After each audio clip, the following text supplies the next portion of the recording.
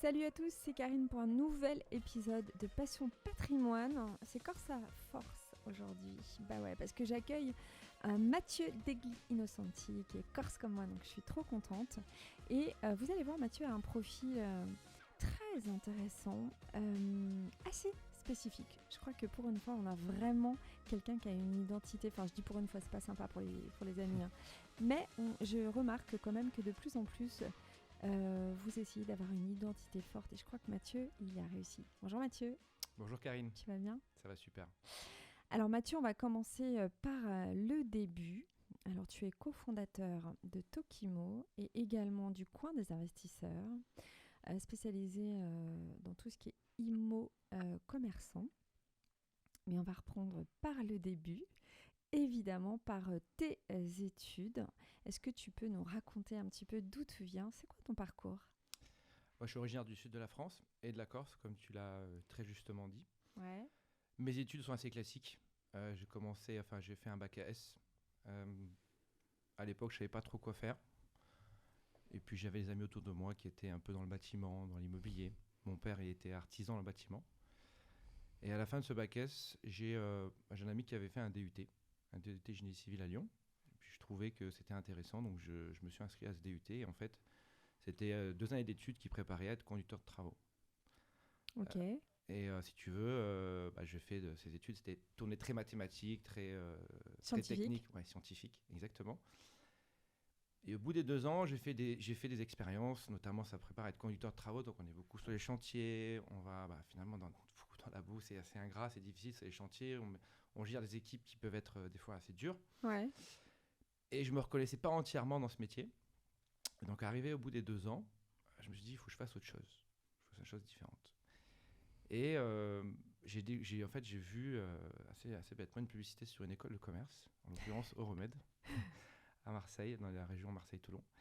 Et je me suis inscrit dans cette école de commerce. Je me suis dit, tiens, ça va être intéressant d'avoir une double compétence. Mais alors attends, je t'arrête tout de suite parce que là vous êtes plusieurs à me faire le coup. Hein. J'ai vu une publicité, j'avais la semaine dernière au micro Stéphane Van Nuffel qui me parlait d'une publicité avec un bateau. C'était quoi la photo de cette pub ? Parce que c'est quand même incroyable qu'on joue sa vie sur un visuel ou une phrase, une punchline qui nous attire. J'ai la photographie dans la tête. C'est quoi ? Donc j'ai été dans les couloirs du DUT à Lyon. Ouais. Et c'était pas très digital, il y avait juste une pancarte, explorer la double compétence. Okay. Vu que c'était un parcours technique, scientifique que je faisais, explorer la double compétence en ayant une compétence commerciale.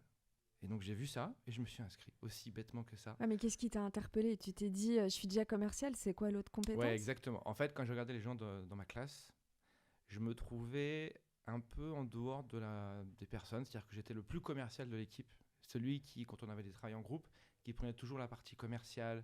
Et j'avais cette volonté de creuser ce point commercial, de vente, etc. Et donc, quand j'ai vu cette publicité, en fait, ça m'a fait tilt et je me suis inscrit. Ok. Mathieu, tu as 2 masters. Hein. Tu as un premier que tu as fait à Business School à Marseille, c'est bien ça ? C'est et ça. Un autre à Dauphine, spécialisation finance et immobilier. C'était important pour toi d'avoir des diplômes ? Tu avais un besoin de formaliser ce que tu allais entreprendre ? Ça va même plus loin que ça. C'est un besoin de formaliser, de reconnaissance aussi. Ouais. En France, on met un point d'honneur quand même au diplôme et notamment au master qui est quand même assez reconnu pour atteindre des postes assez élevés de cadre, etc. Je trouve que, moi à l'époque, c'était quand même il y a plusieurs années. Hein, on parle des années 2010 et 2011 pour les 2 masters. Donc ça remonte à plus de 10 ans. Et à l'époque, je trouve que le diplôme était extrêmement important. En tout cas, c'était ma vision des choses. Dans ma famille, c'était aussi important parce que j'étais le premier à être diplômé de master. Ouais. Dans ma famille proche et lointaine. Donc tu es un peu la petite fierté de la famille, quoi. Oui, bon, on peut être fier sur plein d'aspects, plein de sujets. En tout cas, sur la partie études, c'est vrai que j'ai mené un peu le drapeau. J'ai porté le drapeau. Et effectivement, ces 2 masters, en fait, ils m'ont structuré l'esprit pour toute ma vie professionnelle, en vrai. Ouais. Et même perso. En fait. Alors, je tiens à se dire, à ceux qui nous écoutent, c'est pas évident comme ça, mais je te connais quasiment pas. On a fait une visio à chaque fois, hein, je prépare les podcasts en faisant une visio. Je ressens que tu es quelqu'un de très structuré, très méthodique. Donc, en fait, tu as appris à l'être. Est-ce qu'à l'école, tu étais bonne élève ? J'étais assez élève plutôt fond de classe. et joueur de baby-foot. Ah ouais, alors mon analyse ne tient pas du tout. Non, non, mais c'est vrai. Et au niveau des notes et des rendus, j'étais plutôt, on va dire, premier tiers. Ok. Je n'étais Donc, pas premier, mais j'étais premier tiers. donc en fait, tes 2 masters t'ont tout simplement structuré, ils ont Hmm. construit une colonne vertébrale en fait. Exactement. Moi, ce que j'aime bien chez toi, c'est que tu as un profil un peu atypique, c'est-à-dire tu as un peu tout fait, quoi. Hein. Tu m'as dit que tu as été moniteur de ski, tu as conduit des voitures de luxe, donc c'est quoi? Tu as été, comment on appelle ça, les mecs à qui on file les clés, là? Les voitures. Les voituriers. Tu as une boîte de VTC aussi, J'ai monté une incroyable. boîte, ouais. En fait, cette histoire, elle est dingue. Et ça m'a structuré aussi l'esprit pour pouvoir avoir une capacité de travail énorme. C'était pendant mes études, justement, au master. Une école de commerce, c'est une école privée, donc elle est payante. Mhm. Donc la première année, on a dû payer l'école. Et les années suivantes, heureusement, j'ai trouvé une alternance. Donc c'était l'entreprise qui payait, mais il fallait financer son train de vie. Et pour financer mon train de vie, effectivement, je faisais des petits boulots, et notamment des boulots sur la Côte d'Azur l'été, voiturier. Donc j'ai conduit des voitures de luxe les plus chères du monde, des voitures à plus d'1 million, voire plus. Excuse-moi de te couper, mais est-ce que c'est pas ça qui a commencé à te donner l'envie de gagner de l'argent, en quelque sorte? D'avoir cette espèce de revanche sociale, mais aussi cette appétence. Je dirais que ça m'a ouvert les yeux sur le rapport à l'argent. Ouais. Parce que c'est vrai que dans un restaurant hyper chic, c'est des grandes fortunes qui viennent, des grandes fortunes du monde, parce que c'est une clientèle très internationale. Donc j'ai vu, un, le rapport à l'argent très vite, et deux, j'ai gagné en maturité énormément. Parce que du coup, ça m'a responsabilisé. Comme tu l'as dit, c'est là où j'ai monté ma première société de chauffeurs de luxe. Et donc j'ai des employés, des équipes à gérer, des véhicules, une flotte de véhicules à gérer. T'avais quoi, 25 ans à l'époque? Ouais, même pas. Même pas. Le voiturier, j'ai commencé à 19 ans Ouais. jusqu'à 25, 26. Ok. J'ai fait ça 8 saisons. C'était une belle expérience et j'ai enchaîné jusqu'à 3 boulots. L'alternance, voiturier slash chauffeur gestion des chauffeurs avec la boîte de VTC et moniteur de ski. Donc je dormais pas beaucoup. Ouais. Mais à côté, t'avais une rigueur aussi en termes d'hygiène de vie, c'est que t'as toujours fait beaucoup de sport. Oui. Tu fais quoi comme sport? Je fais beaucoup de sport, tout ce qui est sport de glisse, sport un peu extrême, mais j'ai 2 grandes passions, c'est le ski. Ouais. Donc, j'ai été moniteur de ski, j'ai fait beaucoup de compétitions. Ça m'a donné l'esprit de compétition que j'ai retrouvé beaucoup dans le business. Ouais, absolument. Énormément. Ouais. En quoi, par exemple? Toujours aimer le challenge, développer de nouvelles activités, s'améliorer. En fait, aller chercher le meilleur chrono, en fait, en étant Ouais. le plus efficace possible. Ça, c'est un peu ma rigueur et mon efficacité au travail. Et j'ai une deuxième autre passion qui me permet de voyager, c'est le surf de mer, hein, je précise, qui est pour moi le plus beau sport parce qu'on se retrouve dans la nature, où on ne pense plus à rien, ça permet de s'évader. Ok. C'est important quand on a besoin de décrocher, j'imagine. Exactement. Alors, on va aller tout de suite à ce qui nous intéresse. Premier job à Société Générale. Donc, c'est quoi, si tu regardes en arrière un petit peu ton parcours justement en banque, qu'est-ce que tu as vraiment appris? Est-ce que ça t'a structuré? Et qu'est-ce qui, au bout d'un moment donné, t'a dit « je vais faire autrement » ? Société Générale, c'est 10 ans de ma vie. C'est une expérience incroyable. C'est une très grande maison, c'est une très très belle maison. Avec, je trouve que ce qui est intéressant, c'est qu'on valorise beaucoup les hommes et les femmes dans cette entreprise. Mhm. J'ai fait 2 voire 3 métiers. C'est ça qui est bien, c'est qu'on bouge, on fait des métiers différents, donc ça permet de rester toujours animé par ce qu'on fait. Premier métier, je rentre, j'ai 25 ans. Je fais du financement structuré immobilier. Donc c'est un peu notion banque d'affaires, gros financement immobilier, avec comme clientèle et des investisseurs institutionnels, type fonds et autres, foncières cotées, CPI et autres qu'on connaît, et des gros investisseurs privés, qui pouvaient d'ailleurs clients de la banque privée Société Générale. Et là, j'ai appris beaucoup à structurer, parce qu'en fait, tu analyses le risque. On t'apprend à structurer le risque, à analyser le risque pour protéger la banque quand tu prêtes de l'argent. Pour que en fait, le projet immobilier rembourse la banque. Comme je dis souvent, une banque est contente et elle prête dès lors qu'elle gagne de l'argent et qu'elle est remboursée par ses clients. Donc je fais ça 3 ans. Ça se passe hyper bien. Et puis au bout de 3 ans, j'avais atteint mes objectifs. On est assez jeune, on veut évoluer. Et c'est assez marrant parce que je finançais des clients qui étaient aussi clients de la banque privée. Et ça se passait plutôt très bien. Mhm. Et c'est des clients qui ont presque même parlé de moi à la banque privée. Et en fait, ça a amené à ce que je parle avec pas mal de banquiers privés, des personnes de la direction de la banque privée. Et la banque privée ne parlait pas d'immobilier à ses clients à l'époque, ou quasiment pas. Ils parlaient d'obligations, d'actions, de hedge funds. Là, on est en 2013-2014. Et ils me disent, tiens, on veut créer un poste, on veut créer un département d'investissement dans l'immobilier. Pour moi, c'était nouveau, en fait. C'était une pente assez glissante, parce que quand tu parles un peu aux banquiers privés, ils ont leurs produits classiques qu'ils connaissent, ils ont leurs clients qui tiennent, et donc c'est leur portefeuille client, c'est difficile de pénétrer leur portefeuille client. Pourquoi la banque privée n'avait pas encore ces produits? Je veux dire, à l'époque, il n'y avait pas encore les SCPI. Enfin, ils étaient quoi? Ils n'étaient pas assez formés sur le sujet. Les SCPI, c'est très marrant parce que les SCPI, c'est un très vieux produit. Ouais. C'est un vieux produit avant 90, je crois que c'est 73, la première 76. Peut-être que je dis une bêtise, mais c'est très très vieux. Et les SCPI a été vu souvent comme un produit qui a subi une crise monstrueuse pendant les années 90. Et donc tout le monde disait non, il ne faut pas toucher les SCPI, c'est dangereux. Sauf que le métier a évolué, ça a été régulé différemment, les valorisations ont été faites différemment, et la stratégie d'investissement sont complètement différentes des SCPI maintenant, et on le voit, c'est hyper résilient. Et après, ça a été vu comme un produit un peu trop retail pour une banque privée. Et sauf que c'est un produit qui a explosé en termes de visibilité, qui est monté en gamme, et donc les banques privées se sont appropriées les SCPI. Par exemple, c'est une des offres qu'on proposait. Il y en avait beaucoup d'autres. Mais clairement, il fallait faire ce virage pédagogique auprès des banquiers privés. Et moi, ce que j'ai aimé dans la banque privée, quand je l'ai rejoint en 2014 sur ce projet-là, c'est vraiment le sens du conseil et du service, que je retrouvais aussi quand j'étais voiturier, quand j'avais la boîte de chauffeur de luxe. C'est vraiment le sens du service, partager son expérience, son expertise. Alors quand tu es dans le monde institutionnel, c'est plus de la négo. Les gens en face de toi, ils sont salariés comme toi et ils veulent négocier le meilleur prix, les meilleures conditions. Et toi, tu es dans la banque, tu es censé négocier. Effectivement, tu dois faire plaisir à ton client, tu dois répondre à cet objectif tout en conservant un minimum de risque pour la banque. Donc ce que j'ai aimé à la banque privée, c'est ça. C'est l'esprit de conseil, le dynamisme. Et donc j'ai rejoint la banque privée en 2014 pour créer ce département. J'arrive, il y a un peu moins de 300 banquiers.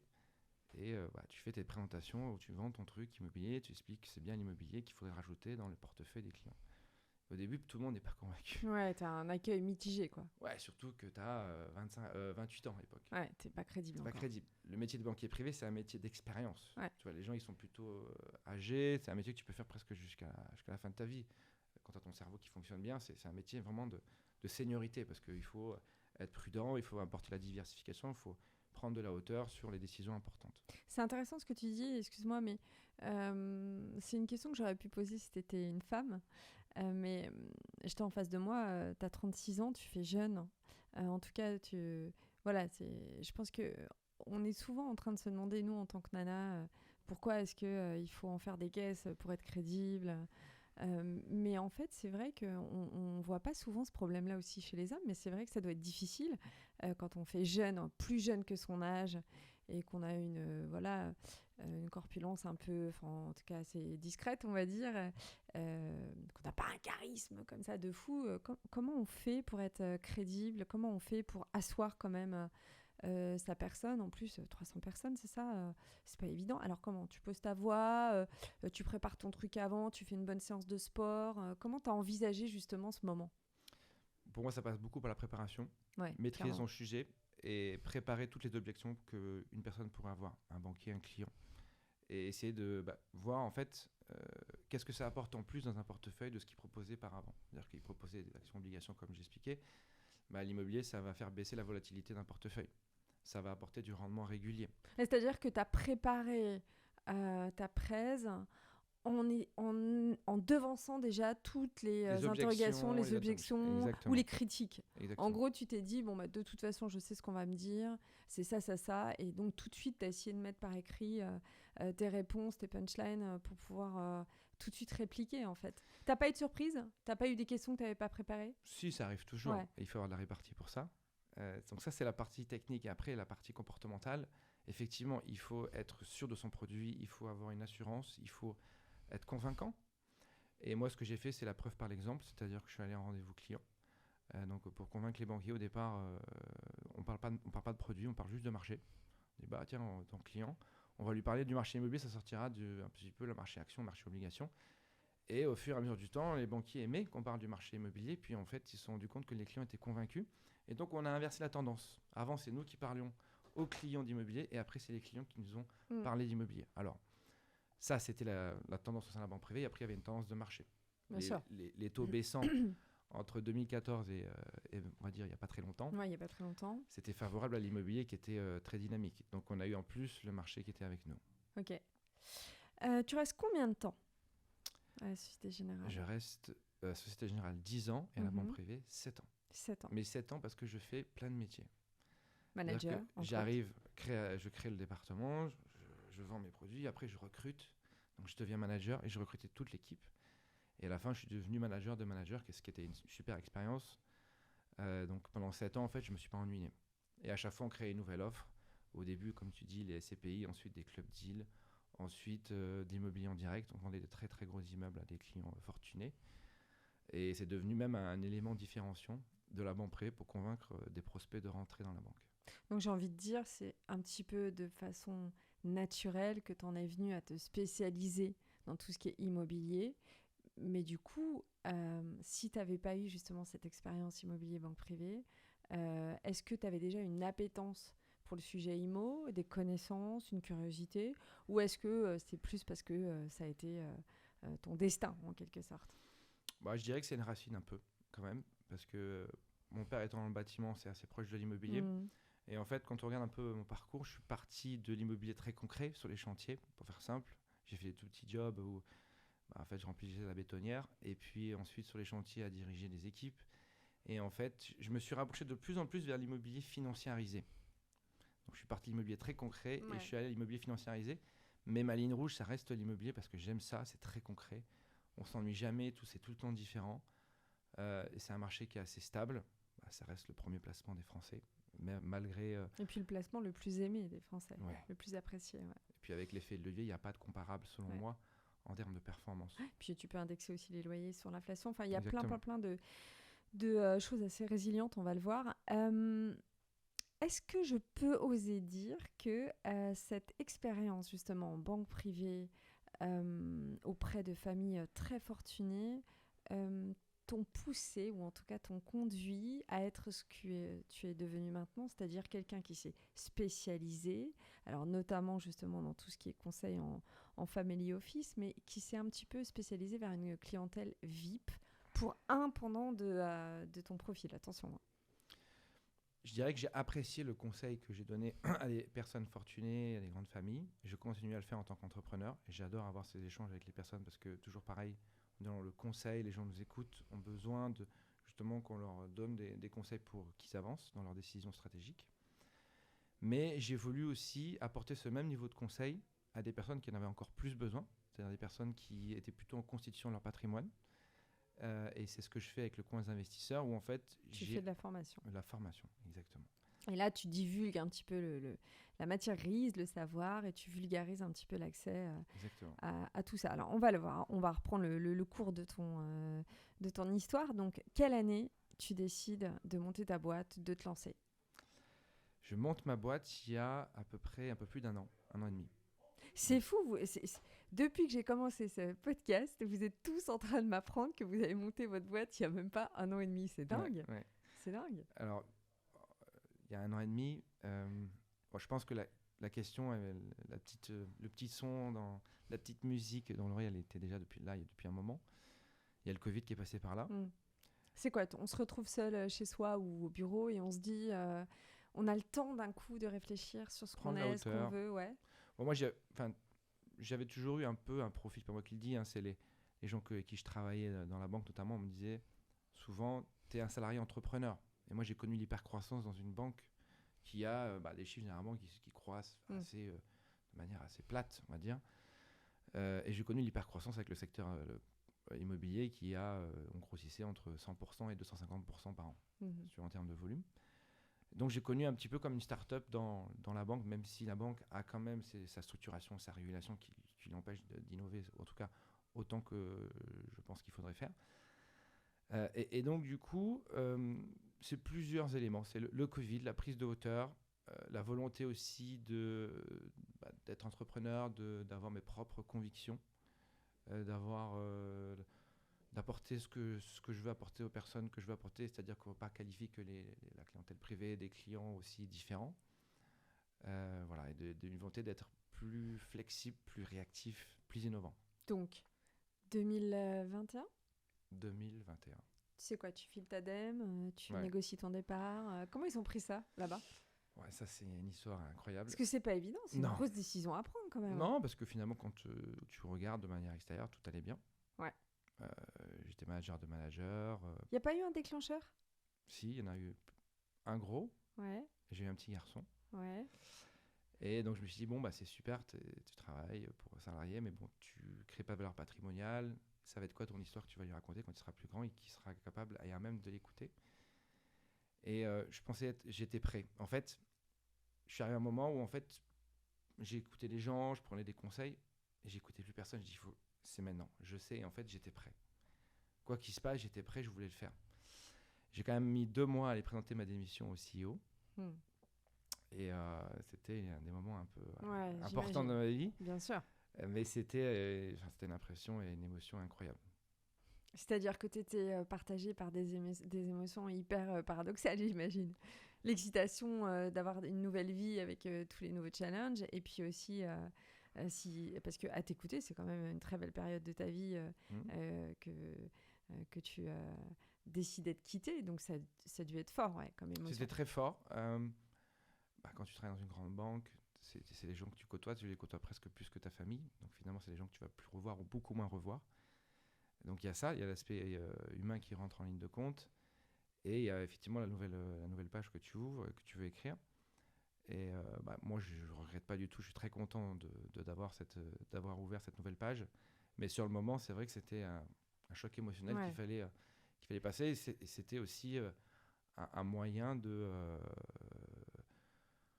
pas de se convaincre, mais comment dire, un moyen de passer une étape. De passer une étape. Tu t'en souviens de ta première journée, seule chez toi, à te dire, ça y est, je suis plus là-bas? Ouais, moi, j'avais une période de non-concurrence. Donc pendant 6 mois, grosso modo, je restais tranquille à la maison. Donc j'ai le temps de préparer les choses. Ok. Mais tout était un petit peu déjà calé. C'est-à-dire que je suis pas parti comme ça en disant tiens, ça allait, c'est la fête, je vais aller à la plage. Ouais. J'avais déjà calé mon business plan, j'avais calé mon business model. En réalité, j'ai pas eu le temps de m'ennuyer. Mais avec du recul, pour ceux qui nous écoutent, qui sont peut-être en train de prendre une décision comme ça, ou qui se tâtent, ou qui hésitent, pour toi, quelle est l'erreur à pas commettre si tu as un truc quand même que, avec du recul, tu te dis j'aurais peut-être pas dû faire ça comme ça, ou j'aurais peut-être dû mieux préparer ça? Et quelle est surtout la chose, tu trouves, où tu as plutôt bien réussi justement ton pivot? Moi, alors, pour démarrer, moi, ce que j'ai bien réussi, après, je vais te parler de là où j'aurais pu m'améliorer. Ce que j'ai bien réussi, c'est que j'ai bien préparé les choses. J'avais défini mon business model. Je pense que j'avais trop d'idées. Ça, c'est ce que je pense qu'il faut partir avec maximum 2 idées, 2 projets. Et il faut aussi se dire que ces projets vont évoluer. C'est-à-dire qu'on part avec une idée, on se dit, je vais faire ça, je vais faire X, Y. Et en fait, tu ne fais pas X, Y, tu fais AB. Et en fait, c'est là où tu apprends le mot adaptabilité. Parce qu'on te dit souvent quand on t'embauche, quand tu fais des recrutements, est-ce que vous êtes adaptable, vous savez vous adapter aux situations, etc. S'adapter à la situation quand tu es salarié, s'adapter à la situation quand tu es entrepreneur, ça n'a strictement rien à voir. Ah oui, c'est quoi la grande différence pour toi? Quand tu es salarié. Enfin, tu vois, tu as un confort de salaire financier et autres. Tu as un business model qui est structuré. Tu as une base client très importante. Quand tu lances un business, grosso modo, tu sais que ça va marcher. Par contre, quand tu es entrepreneur, start-upper un petit peu, quand tu lances un business, tu es beaucoup plus agile, tu peux aller beaucoup plus vite, tu innoves beaucoup plus, mais tu ne sais pas si ça va marcher. Donc, il faut être beaucoup plus réactif, prendre les tendances de marché, et c'est ça aussi que c'est la valeur qu'on apporte aux clients. Parce qu'en étant réactif, on arrive à avoir les meilleures opportunités, les meilleurs produits, les meilleurs conseils. Du coup, tes premiers clients, tu t'en souviens? Premiers clients, oui, ils sont encore clients. Ils sont encore clients, ouais. Vu qu'il y a plusieurs activités, j'ai plusieurs typologies de clients un peu différents. Sur la formation, je me souviens très bien des clients parce que c'est des clients qui étaient présents quand on a tourné la formation. Donc ils étaient une trentaine. Et c'est des gens que je revois régulièrement dans des échanges de networking que j'organise. Donc c'est des gens qui me suivent, qui ont maintenant passé les étapes, qui ont investi dans ce que je préconise. Parce que tu m'as confié être quand même très très présent sur les réseaux. Tu m'as même expliqué que pour toi c'était des typologies différentes. de clients selon justement le canal, donc que ce soit pour LinkedIn ou pour les autres réseaux, dont Insta. Et pour toi, c'est important d'avoir une identité et une couverture forte sur le réseau. Et tu m'as même confié un mot du type, c'est un peu une sorte de révolution aussi pour toi dans ton mode de fonctionnement, en fait. Pourquoi tu en es venu à te dire, faut que je sois très présent, voire omniprésent? C'est un constat. En étant en banque, on avait des clients très jeunes qu'on essayait de conquérir et des clients assez âgés. Les clients assez âgés, c'est vrai qu'ils étaient assez, on va dire, dans un modèle traditionnel. Ils allaient voir leur banquier privé, ils écoutaient les conseils. Et les jeunes générations qu'on essayait de convaincre, de nous rejoindre, etc., ils voulaient des choses radicalement différentes. Ils ne voulaient pas la gestion classique financière. Non, c'est Ils plus voulaient plutôt exotique. les effets de levier, de crédit, de l'immobilier, de la crypto, etc. Et en réalité, je me suis rendu compte que ces gens, ils n'ont pas moins besoin d'un conseiller en gestion de patrimoine, d'un banquier. C'est des self-made, ils font do it yourself. Ok. Et donc, par la formation, par le digital, en fait, on peut apporter du contenu hyper spécifique, hyper qualitatif. Et ces gens-là, en fait, ils vont prendre ce contenu, ils vont se l'approprier, ils vont être convaincus par ça et ils vont le faire eux-mêmes. C'est quelle tranche d'âge dont tu parles? Moi, 20, mes clients 35? sur la partie formation, c'est 25-45. Et donc, du coup, tu vois, ce sont des gens qui sont dans une dynamique différente, donc ont un besoin qui est différent. Et après, j'ai d'autres clients, effectivement, qui sont plus traditionnels, qui, eux, ont un besoin d'un accompagnement plus tradit, plus personnalisé. Ok. Et toi, justement, tu es sur les deux aspects. Tu t'éclates autant l'un que sur l'autre? Ouais. C'est quoi? C'est complémentaire? C'est très complémentaire. Ouais. Parce que c'est des rapports qui sont radicalement différents. Sur la partie formation, en fait, moi, le leitmotiv, c'est de se dire, je veux apporter le même type de conseil que je pouvais apporter à des clients fortunés, des VIP, sauf que je le fais avec le digital de manière scalée et je le propose à des prix qui sont très abordables pour justement ces personnes qui ont besoin de franchir l'échelle sociale, de gravir l'échelle sociale et d'avancer, de se créer un patrimoine. Donc c'est très différent des personnes qui ont déjà une fortune bien établie, qui ont des besoins radicalement différents, sur des opérations radicalement différentes. Ouais. Donc c'est vrai que pas besoin de ce fameux ascenseur social, quoi. ouais, exactement. Ils ont besoin par contre de placer leur patrimoine sur l'immobilier, sur des opérations. Et donc je les accompagne plus sur des projets concrets, alors que sur la partie formation, on leur donne accès à la connaissance. J'aime bien ton profil, Mathieu, parce qu'il y a une vraie réflexion, je dirais même philosophique, autour de ton métier. Tu m'as confié d'ailleurs, tu m'as confié aussi que tu voulais être Top Gun, mais tu m'as confié que je me suis dit, c'est quoi le rapport entre pilote de chasse et... Mais il y a un peu de ça, en fait. On sent que tu as un esprit comme ça, un petit peu à toujours piloter des projets. Gestionnaire en tout cas, donc ça a du sens.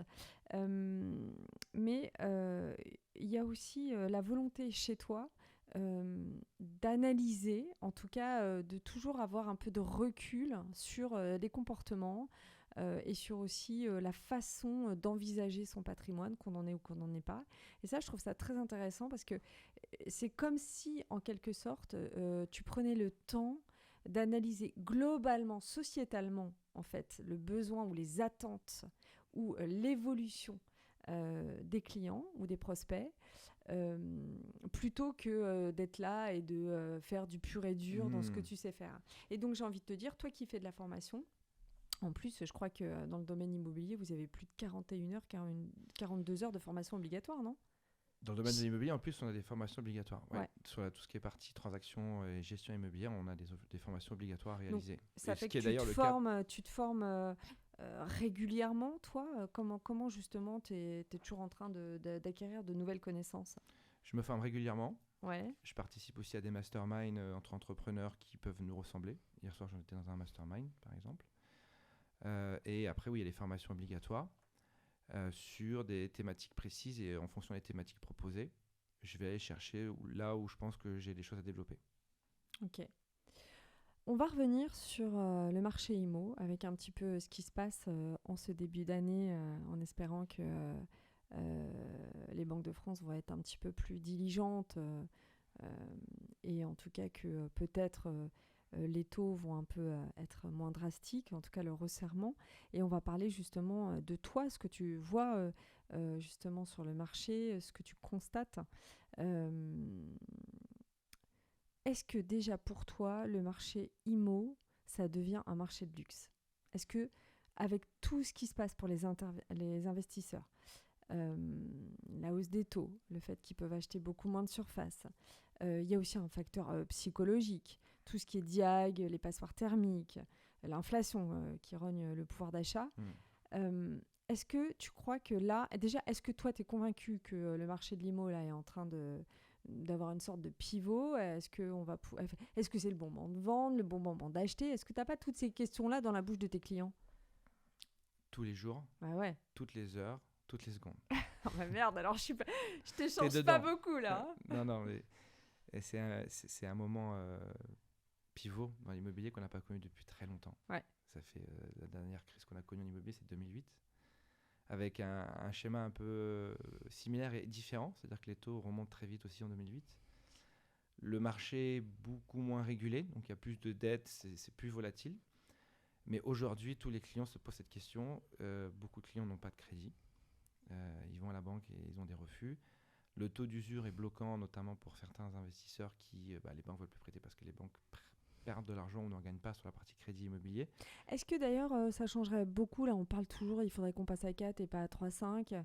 Déjà, c'est compliqué pour les clients de comprendre comment est calculé le taux d'usure. Est-ce que tu saurais vite fait le résumer, toi ou pas?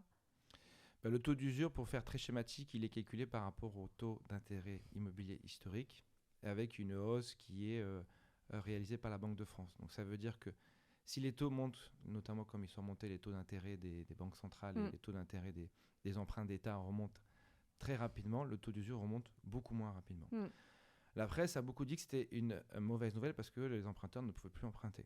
Mais c'est aussi une très bonne nouvelle, parce que je t'assure que si les taux d'intérêt des crédits immobiliers pour les particuliers avaient monté aussi vite que les taux d'intérêt long terme qu'on a vu sur les emprunts d'État, le marché immobilier se serait bien écrasé en termes de valeur. Donc ça contient en fait la baisse des prix. Donc on voit qu'en fait, et on voit la différence entre l'immobilier résidentiel et l'immobilier commercial. Dans l'immobilier commercial, on emprunte généralement en société, donc le taux d'usure n'existe pas. D'accord. Et on emprunte aujourd'hui plutôt à 4,5% sur des maturités de 15 à 25 ans. Donc à des niveaux largement supérieurs au monsieur qui veut ou madame qui veut s'acheter sa résidence principale en perso. Et donc on a un marché qui corrige plus vite et plus fortement. L'immobilier commercial corrige, notamment dans les emplacements prime comme Paris, comme les centres-villes. Le bureau, le commerce corrige parce que quand on achetait avant un immeuble à 4% de rendement, qu'on s'endettait à 1, ça marchait bien. On avait 3% de différence. Aujourd'hui, quand on achète un immeuble à 4 et qu'on a 4 ou 5% de taux d'intérêt, aucun intérêt de le faire, donc il faut que les prix corrigent. Donc moi, ma vision des choses, c'est qu'effectivement l'immobilier commercial corrige. Donc je considère que c'est le bon moment pour y aller dans les mois qui arrivent là. Donc c'est ce que je dis beaucoup à mes clients, notamment de la formation. Je fais un live, j'échange avec eux tous les mois, une fois par mois, où je leur donne mes convictions de marché, que ce soit sur la finance, l'économie, l'immobilier. Tu leur dis d'acheter là en ce moment. Moi j'ai l'impression qu'en ce moment, ceux qui peuvent acheter, c'est ceux qui peuvent vendre. Mais je me dis, pour les primo-accédants, c'est compliqué pour les jeunes générations d'avoir une accession à la propriété, non? Pas forcément en immo commercial. C'est moins contraignant en termes de financement, parce qu'on loge ça dans une société. Donc c'est pas les mêmes interlocuteurs bancaires, c'est plus côté crédit pro, interlocuteur professionnel. Et puis, en fait, mes clients, ils sont formés à justement présenter des dossiers qui sont bêtants, à sélectionner des opérations qui sont plus finançables que d'autres. Mais là, je te parle pour les particuliers. Ouais, pour les particuliers. Pour le particulier, moi, je considère que le marché immobilier résidentiel va connaître probablement une correction. On n'a pas de boule de cristal. Mais on l'a amorcé en fin d'année. On l'a amorcé. Et pourtant, il y a 10% de plus dans tout ce qui est ancien, agglomération. Donc, c'est assez déstabilisant, quoi. Qu'est-ce que tu as par 10% plus? Il y a quand même une croissance sur certains, en tout cas sur certaines zones. Oui. Je pense que c'est une question de temps, ça. Ouais, c'est ça. Bon, ça baisse dans certaines villes, Marseille, Lille, mais il y a des villes type Paris où on pensait justement que ça avait baissé. Bon, c'est très peu, mais il y a des quartiers où ça continue encore d'augmenter.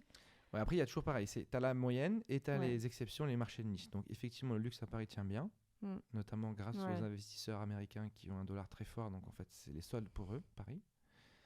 Par contre, les marchés qui sont plus, on va dire, avec des investisseurs nationaux, c'est des marchés qui vont clairement baisser parce que c'est simple, hein, entre quand tu empruntes à 1%, quand tu empruntes à 3 ou à 4%, C'est pas la même. on va y arriver, hein, Mm. à ces 3-4, ton pouvoir d'achat immobilier baisse. Même si les salaires augmentent, ils augmentent moins que l'inflation et la composante taux, c'est-à-dire l'évolution des taux soit à la baisse, soit à la hausse, a un impact beaucoup plus fort. C'est l'impact le plus fort en immobilier. Donc clairement, on a un marché qui est plus compliqué, mais c'est ce que je dis à mes clients, c'est que dans ces marchés-là, c'est là où on crée les différences. Moi, j'ai des clients, justement, alors, ceux qui ont un patrimoine important, qui ont acheté justement juste après la crise de 2008. Ils ont revendu leurs actifs à des niveaux de prix incroyables il y a 2 ans.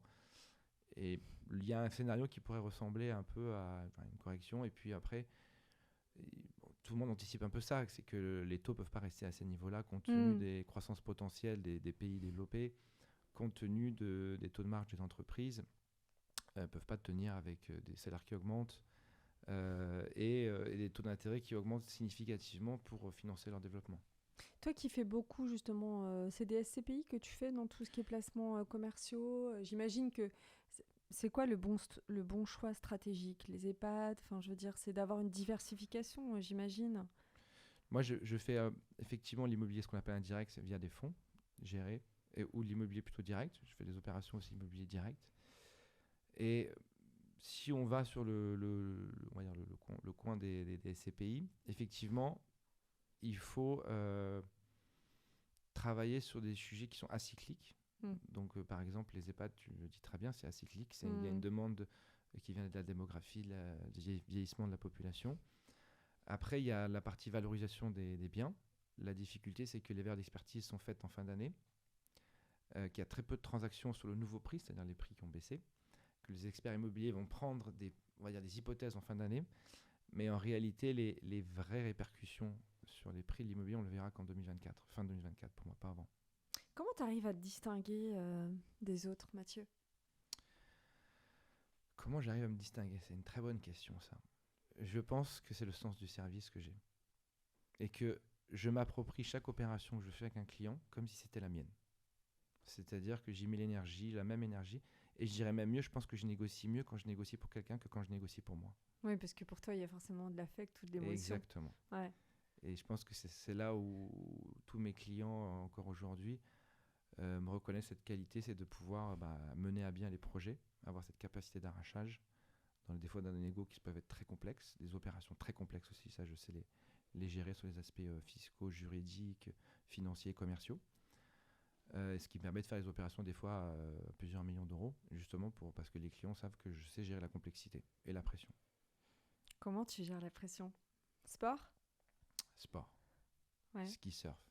Ski, surf. Mais enfin, tu peux pas tout le temps être sur des pistes ou à la mer. Bon, ça se fait, on a des Alpes qui sont pas très loin, quasiment tous les week-ends l'hiver. À la mer, c'est plus compliqué. Et sinon, du sport en général, sport en salle, sport en foot, tout type de sport qui permettent de dépenser son énergie. Ouais, parce que on te sent très très calme, mais c'est peut-être le calme qui cache la tempête.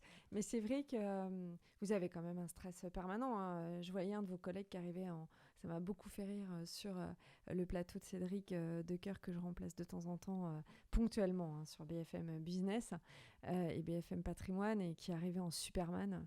Ça m'a fait rire, mais il disait justement que les CGP, vous êtes des Superman parce que vous avez je ne sais pas combien de casquettes, courtier, banquier, assureur, juriste, avocat et aussi psychologue. On est le concierge du patrimoine et le psy du patrimoine. C'est pas fatigant? Non. Non. C'est une vocation. C'est-à-dire parler, échanger avec les clients qui se confient, parce qu'il y a des aspects familiaux, transmission. Des fois, il peut y avoir des couples séparés, divorcés, avec des recompositions de famille, etc. Donc, du coup, il faut gérer aussi ça. Il faut gérer le flux d'informations qui va être diffusé dans la famille en fonction de ce que veut dire ou pas dire une personne ou l'autre. Ouais, mais c'est ça qui est compliqué parce qu'il faut quand même que tu fasses, notamment au rendez-vous découverte ou ceux d'après, quand même un état des lieux assez poussé sans être intrusif aussi.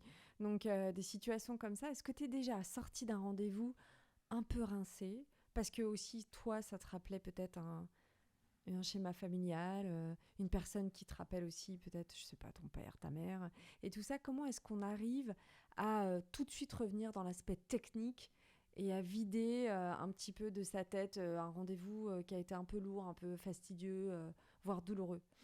Et c'est vrai qu'on a souvent à gérer des décès en fait. Ouais, ben c'est pour ça que je te demande Donc ça. des successions. Donc c'est vrai que c'est un moment qui est pas facile à vivre pour une famille. Surtout quand on est plus indépendant. Quand on est indépendant comme aujourd'hui, les gens se confient beaucoup plus que quand ils ont une grande enseigne parce que ils s'attachent beaucoup plus facilement. Et donc effectivement, on pourrait très bien avoir beaucoup d'affect, mais il faut savoir rester un peu froid, technique et se détacher parce que du coup, il faut prendre les meilleures décisions pour eux. Et s'ils viennent nous voir, c'est justement pour qu'on prenne ces décisions détachées, ou en tout cas qu'on les conseille de prendre certaines décisions en étant détachés du côté affectif. Mm.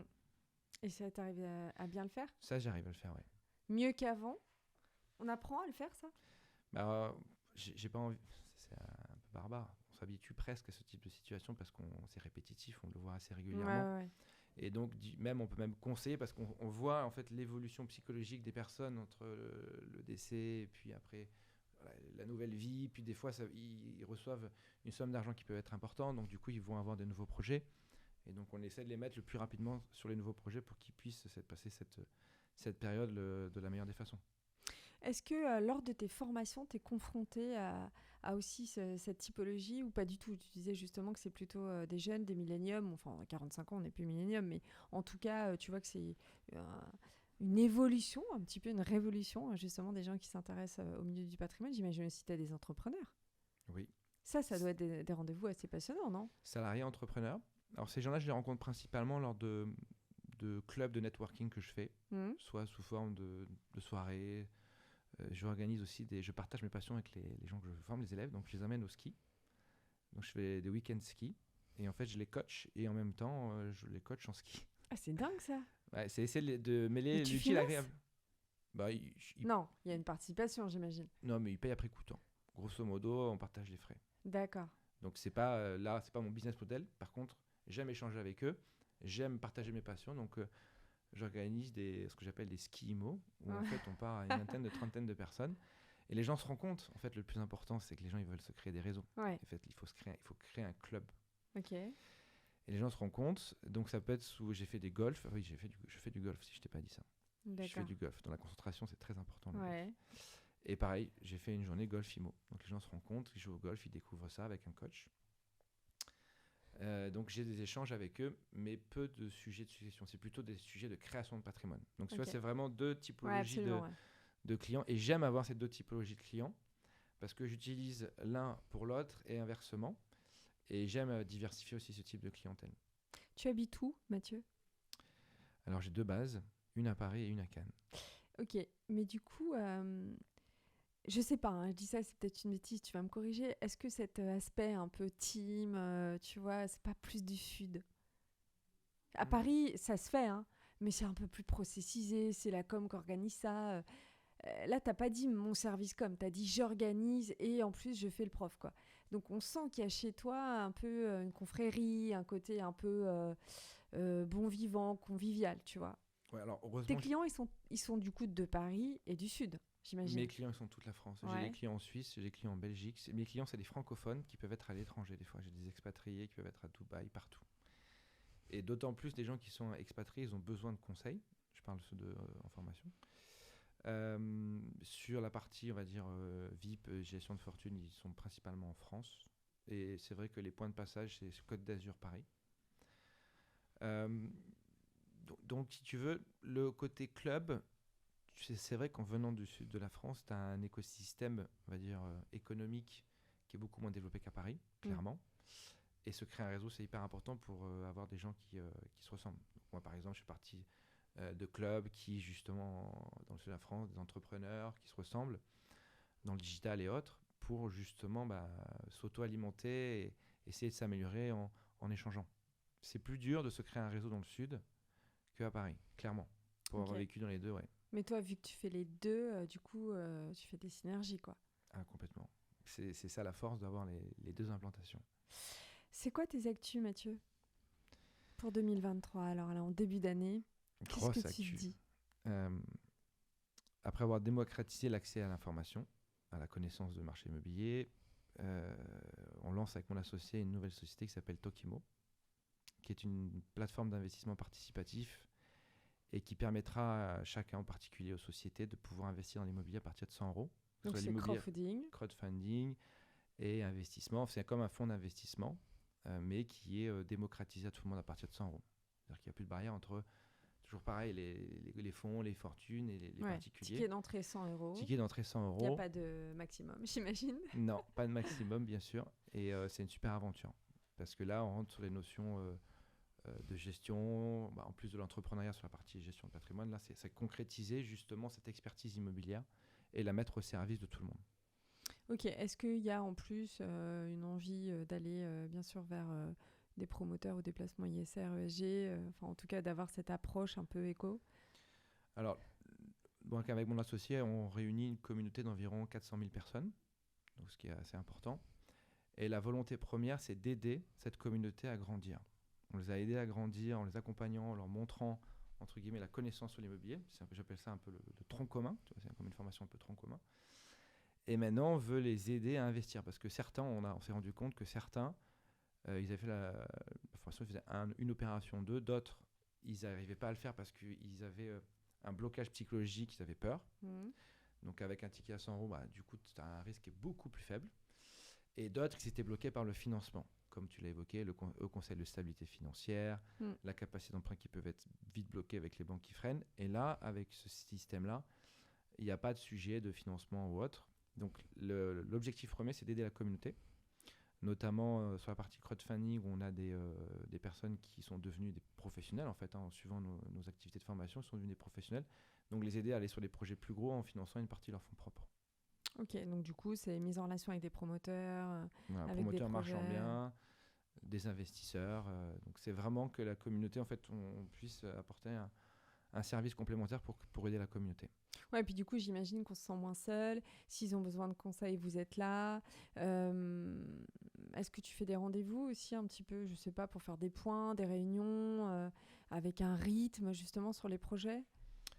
Là, on a prévu effectivement de suivre les projets.